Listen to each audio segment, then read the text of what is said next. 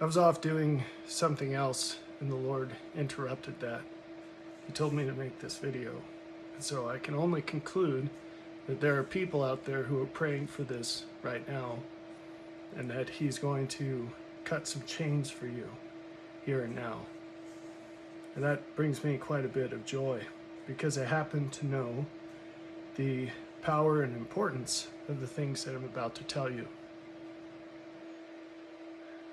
So many of you are beset by sins, by things that you don't want to do, but you do them anyway, or things that you do want to do, but you can't seem to find the strength to do them consistently.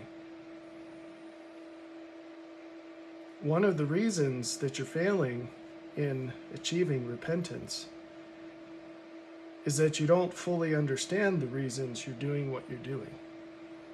And you don't fully understand or sufficiently understand the situations that you're in and why things are the way they are.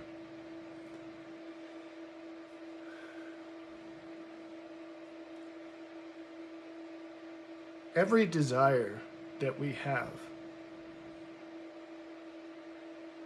at its root, in its basest, purest form, its rawest form, is a call to God. It's a signal deeply impregnated within us that draws us to Him like a beacon.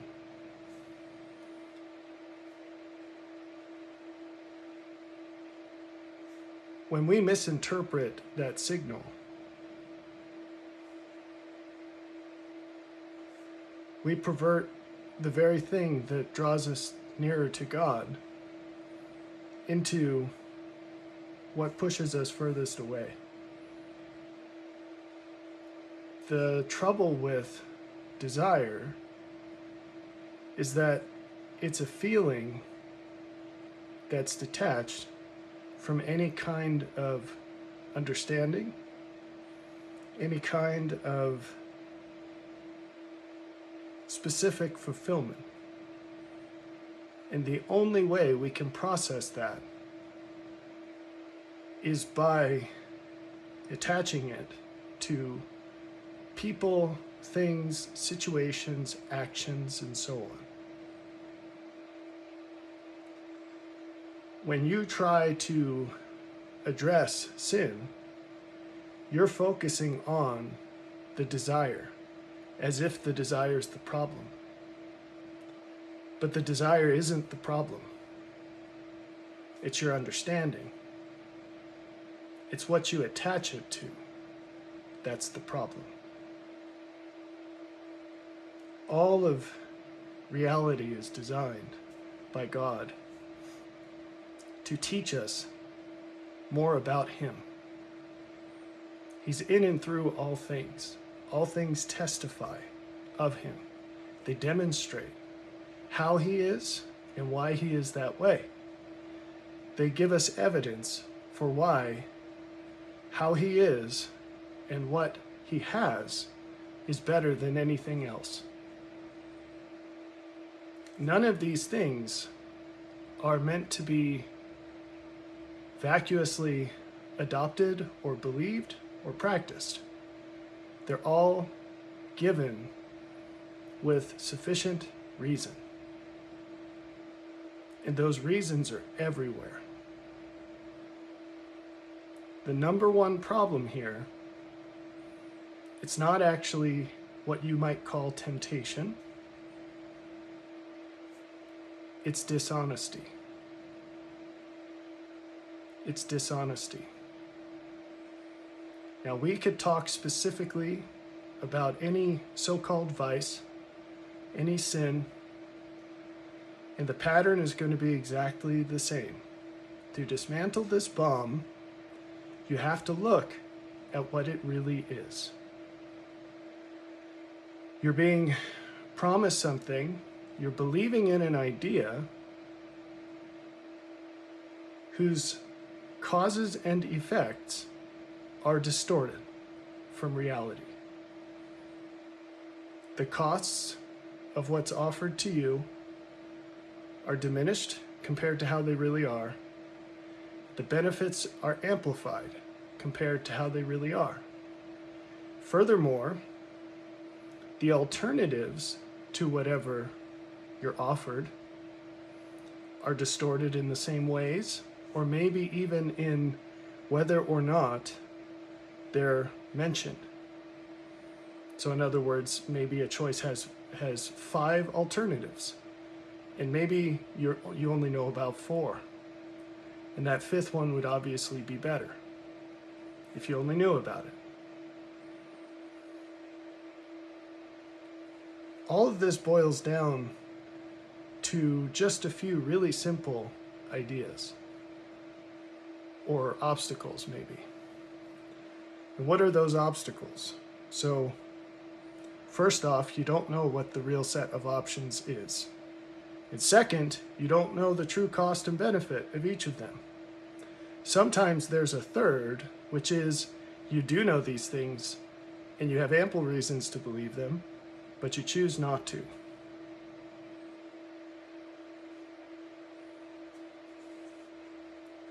When you frame it this way, everything becomes immensely easier.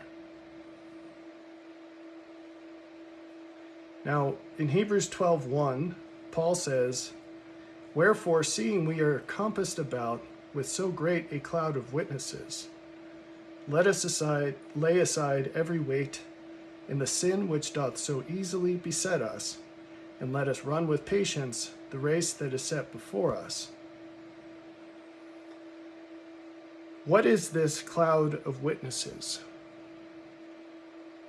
Well, if you read the preceding chapter, it's living examples of people who have great faith. But people are not the only cloud of witnesses. You're immersed with evidence that God's way is superior to any alternative. So why is it so hard to believe this? Part of it, like I said, is a failure to fully use the faculties of reason that you have, to honestly perceive and process the information that's so abundant, that you already know, that you've already experienced. In Ecclesiastes 6:7, we read, "All the labor of man is for his mouth, and yet the appetite is not filled." So in this verse, mouth is just your carnal desire. And what this says is that everything that normal people do, it's just to shovel coal into that furnace of carnal desire. That's the motive of normal people. And yet, the appetite is not filled. It doesn't do what it purports to do. So if you hold on to beliefs that you've already falsified through your own experience, the only problem there is your honesty.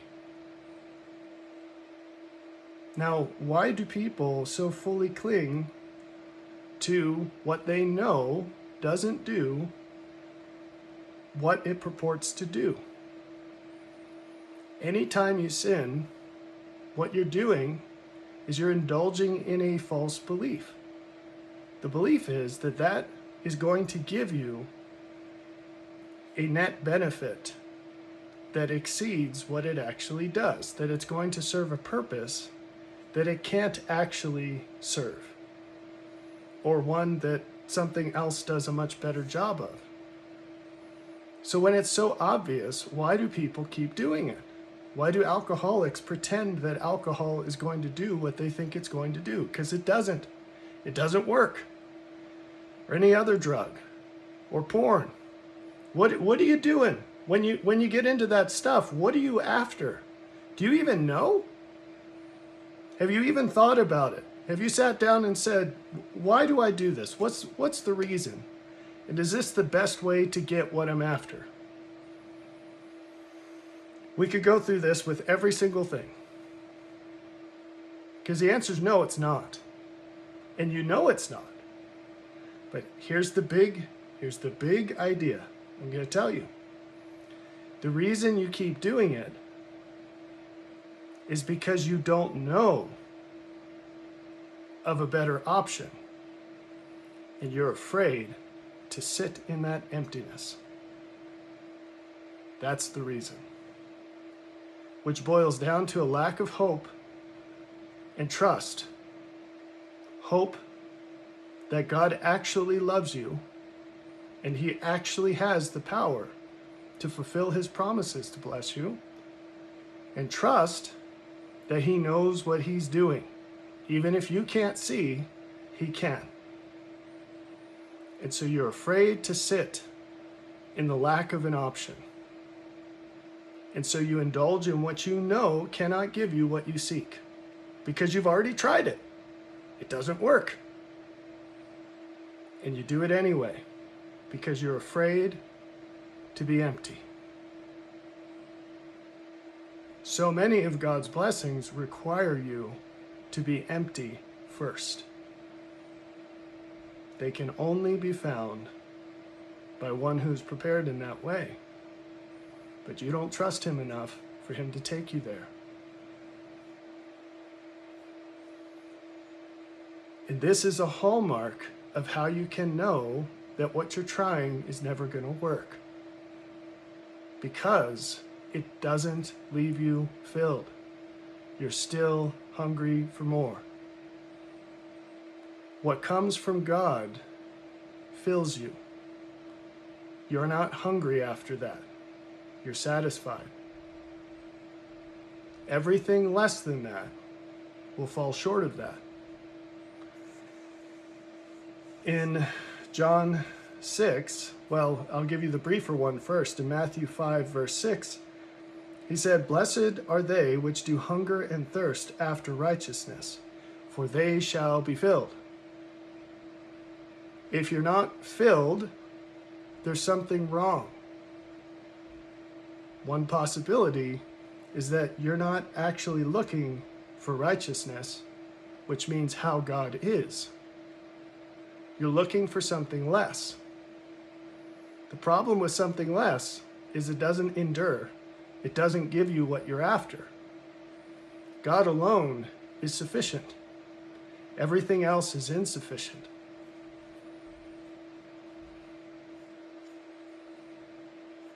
In John chapter 6, Jesus is talking about the bread of life. And He says, "Verily, verily, I say unto you, Moses gave you not that bread from heaven, but my Father giveth you the true bread from heaven. For the bread of God is He which cometh down from heaven, and giveth life unto the world." Then said they unto Him, "Lord, evermore give us this bread." And Jesus said unto them, "I am the bread of life. He that cometh to me shall never hunger, and he that believeth on me shall never thirst." He said, "I am the bread of life." He said, "Moses gave your fathers bread in the wilderness, and they were still hungry. Even the manna from heaven was insufficient to satisfy you the way that I can." And He tells them how they can eat His flesh and drink their blood and be filled. He taught them how to be like Him, like He is. And He said, "You have also seen me and believe not." To believe is so much more than to acknowledge someone's existence. It's to have sufficient desire and understanding to seek to understand how God is and have the courage to live that way and to trust Him and to believe Him, to follow His example, and not to be so desperate from day to day that you arbitrarily do things just to fill the hole inside of you that's caused by your longing for Him. And that's another secret. What you're after when you do all of these things, it's either to hide from Him because you want to squish down, minimize His voice, because it shows you that there's some things about you that aren't quite right and that could be better, and you don't like that because you don't want to be better. Or, and I think for most people who are going to watch this is going to come to you as a surprise. The reason you do these things is because you are hungering and thirsting for God. It's not the stuff or the activities that you feel like you're tempted towards. You have a deep hunger and thirst for what exceeds the intensity and the energy and the joy that normal life seems to offer. You thirst and hunger for more. But those things are only found in and through God. Not these fake seeming shortcuts, these counterfeits to the real thing. And you know they are counterfeits. You know that because you go after them and you still hunger and thirst. It doesn't solve the problem. At best, all it does is kick the can down the road. And so I ask you what Isaiah asked so long ago. In chapter 55, wherefore do ye spend money for that which is not bread, and your labor for that which satisfieth not? Hearken diligently unto me, and eat ye that which is good, and let your soul delight itself in fatness. Ho, every one that thirsteth, come ye to the waters, and he that hath no money, come ye, buy and eat. Yea, come, buy wine and milk, without money and without price.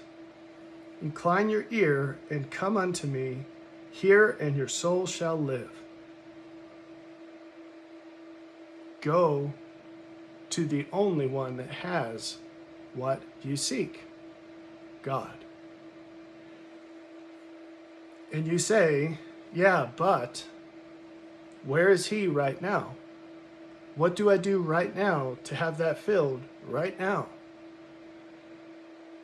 It's a path. It's not available here and now. But that doesn't make purported alternatives better. They're fake. They don't give it to you now either. Earlier I read Hebrews 12, verse 1. Go read Hebrews 11. See what that's all about. Faith is a process. It's not something where you push a button and you immediately get what you're looking for. It's a tool that God gives us to obtain things that require a process. It's sufficient reason to engage the process. Because otherwise all you do is push buttons and get what can be gotten by pushing buttons. And that's a lot of what sin is. Have you ever been tempted to do a sin that would take like 12 years to pay off? Why do you suppose that is? Only reasons can motivate you to go the distance on something. And so if the path is long, it's not going to be something that you can be tricked into. You have to have reasons. Those reasons might not be perfect, and there might be a better path. But you'll have reasons, or else you're not going to go down that road. Now, I told you that what you're really after is more of God. And that's not an easy thing to get. It's worth it, but it's not easy. And so let's come back to this in Hebrews 12. I'll reread 1 and I'll keep going for a couple more verses. Wherefore, seeing we also are compassed about with so great a cloud of witnesses, let us lay aside every weight and the sin which doth so easily beset us, and let us run with patience the race that is set before us.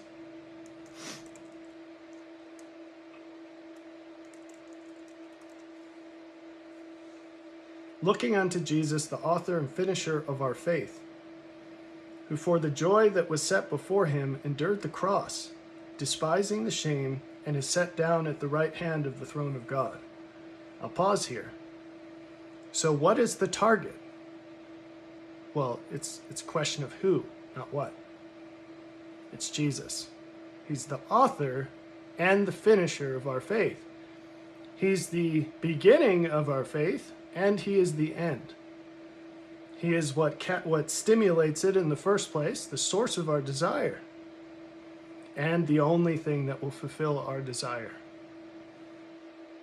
The path in between is what it's all about. And what's that path like? He showed us. Look at his life. He had a reason.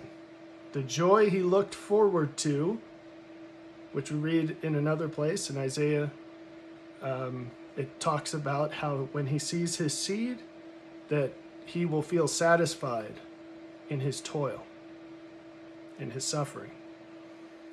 For the joy that was set before him endured the cross. And all of these things he went through, he was looking ahead to what that would enable for us. Paul continues, consider him that endured such contradiction of sinners against himself, lest ye be wearied and faint in your minds. In other words, his life was so far opposite of what he was doing it for, that was a greater trial for him than any like thing can be for you. It doesn't matter how far off it seems, how brutal it might seem to get there, how unlikely it might seem. He was literally surrounded by people that were the epitome of the opposite of the kinds of people he had hoped to do this for, or that would be worth doing this for, better said. While we were yet sinners, he loved us. Verse 4, ye have not resisted unto blood, striving against sin. That's a very important concept. You ought to be willing to die rather than to sin against God. And if you're not there yet, you don't yet have sufficient desire for what it is you actually seek.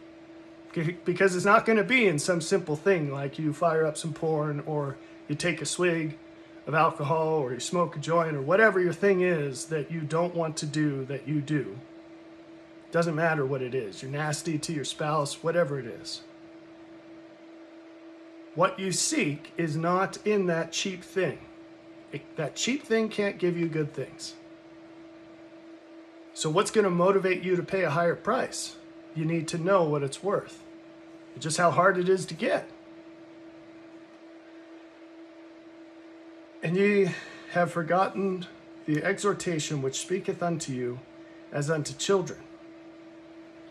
And this is the part that we need to highlight, that all of these experiences are to teach you. To teach you what? To teach you what actually provides what you seek, and to teach you what its actual cost is. Now, that desire that you have, it's just sort of a free gift, but it can expand and deepen, and it will, if you really seek it honestly. You're going to experience that, and it will enable you and empower you to travel paths that are much harder than you're willing to right now, much longer, much less likely seeming, because it's not right there in your face. And that's the way. That's the demonstration of Jesus.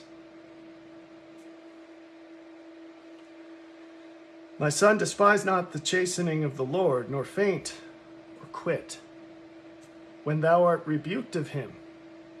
When he shows you that through your reasoning that these things cannot give you what you seek because you do them and you don't get it, how do you respond?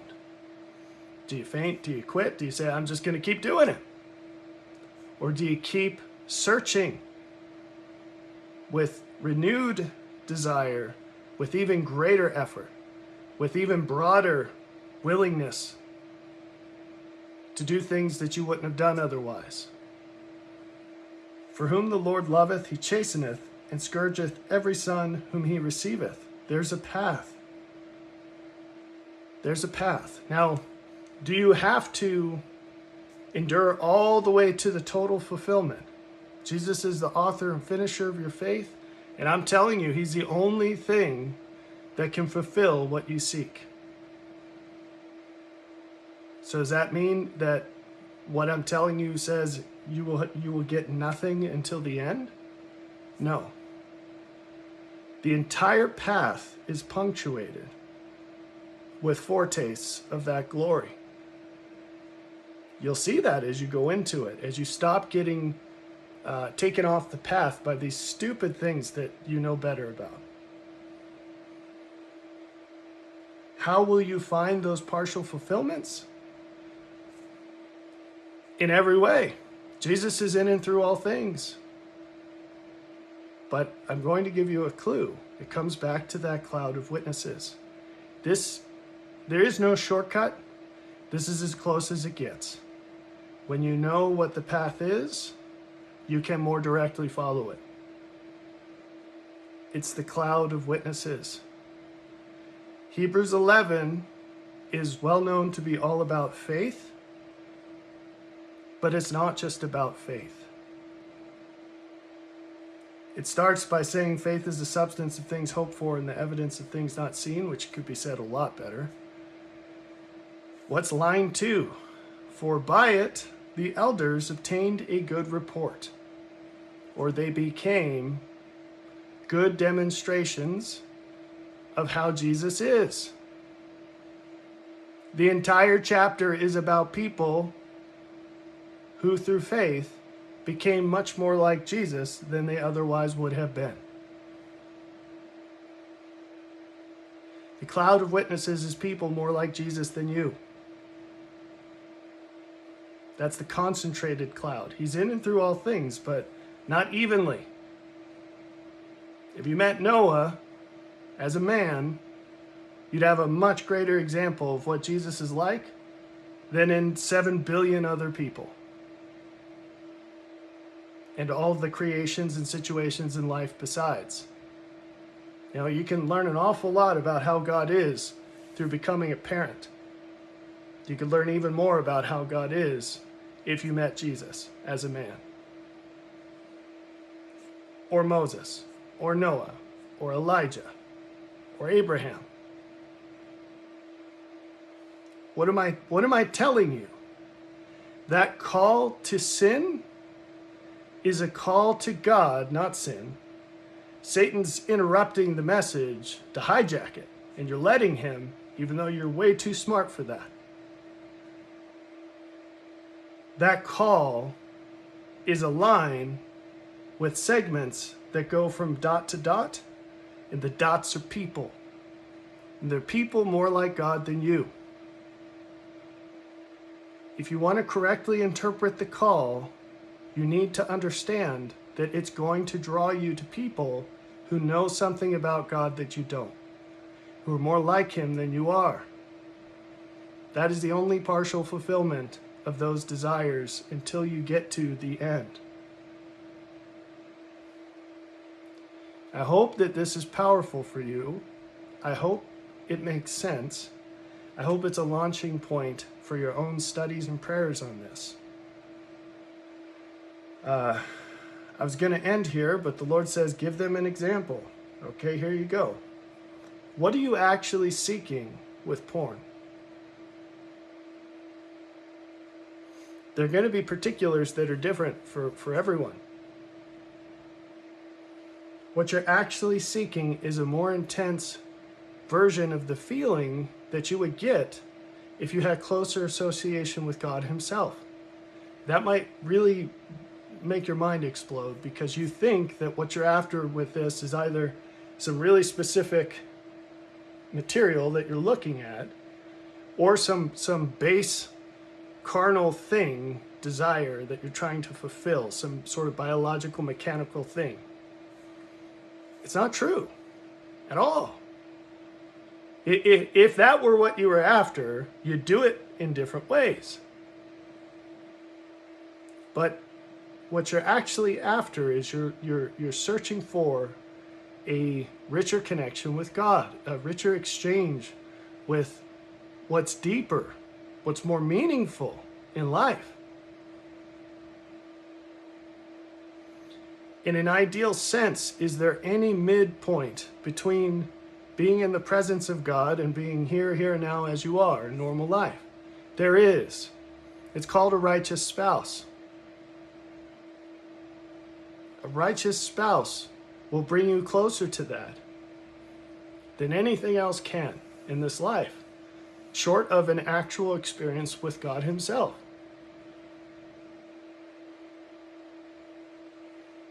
Is that experience with pornography, is it anything like the real thing? It's not. It can't be. It can't be. It can't contain that. It can't support it. And the second you start down that road, you know that. It's so obvious. But you turn off all the sensors and you just pretend it's not there. You just ignore that information. And what happens? You come out of it, you're depressed, you're despondent, you're disappointed, whatever. You feel empty. You're worse than you were before. So why keep doing it? Even if you don't believe what I'm telling you. And even before, when you didn't know these things, you'd never heard it from anyone. Why do it again if you know it doesn't work?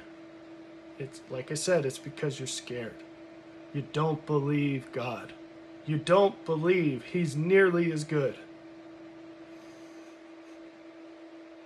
as those of us who've met him know, who we've experienced this. If you had the slightest clue of how good he is, I thank God that you don't yet. I thank God that you have no clue how good he is. Because everything you see is valuable in life. The meaning of it would just evaporate like dew in the hottest noon sun.